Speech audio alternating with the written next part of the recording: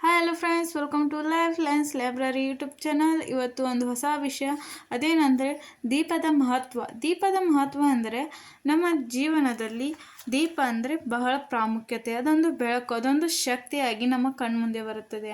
ಇನ್ನು ಭಾರತದ ಸಂಸ್ಕೃತಿಯಲ್ಲಿ ಮಣ್ಣಿನ ದೀಪದಲ್ಲಿ ಪ್ರಜ್ವಲಿಸುವ ಜ್ಯೋತಿ ತೀರಾ ಮಹತ್ವದಿದೆ. ದೀಪವು ನಮ್ಮ ಅಜ್ಞಾನವನ್ನು ದೂರ ಮಾಡಿ ಜ್ಞಾನವನ್ನು ಪಡೆಯುವ ಸಂದೇಶವನ್ನು ಕೊಡುತ್ತದೆ. ದೀಪವು ಕತ್ತಲೆಯನ್ನು ಹೋಗಲಾಡಿಸುತ್ತದೆ.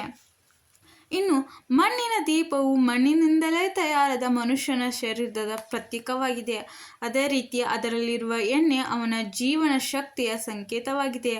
ಮನುಷ್ಯನು ತನ್ನ ಜೀವನ ಶಕ್ತಿ ಸುರಿದು ಪರಿಶ್ರಮ ಮಾಡಿ ಜಗತ್ತಿನ ಕತ್ತಲನ್ನು ದೂರ ಸರಿಸಿ ಜ್ಞಾನದ ಬೆಳಕನ್ನು ಹರಡಬೇಕೆಂದ ಸಂದೇಶವು ಈ ದೀಪ ನಮಗೆ ಕೊಡುತ್ತದೆ. ದೇವಸ್ಥಾನಗಳಲ್ಲಿ ಆರತಿ ಮಾಡುವಾಗ, ದೀಪ ಬೆಳಗುವಾಗ ಹಿಂದೆಯೂ ಒಂದು ಥರದ ಪ್ರಾರ್ಥನೆ ಇತ್ತು. ಹೇ ಭಗವಂತನೇ, ನಮ್ಮ ಮನದಲ್ಲಿದ್ದ ಅಜ್ಞಾನದ ಅಂಧಕಾರವನ್ನು ತೊಲಗಿಸಿ ಅಲ್ಲಿ ಜ್ಞಾನದ ಪ್ರಕಾಶವನ್ನು ಹರಡಿಸಿ ಅಂತ. ಇನ್ನು ದೀಪಾವಳಿ ಹಬ್ಬದ ನಿಮಿತ್ತವಾಗಿ ನಾವು ಲಕ್ಷ್ಮೀ ಪೂಜೆಯ ದಿನವಂದು ಕತ್ತಲೆ ರಾತ್ರಿಯಲ್ಲಿ ದೀಪ ಬೆಳಗುವ ಉದ್ದೇಶವೂ ಅದೇ ಆಗಿದೆ.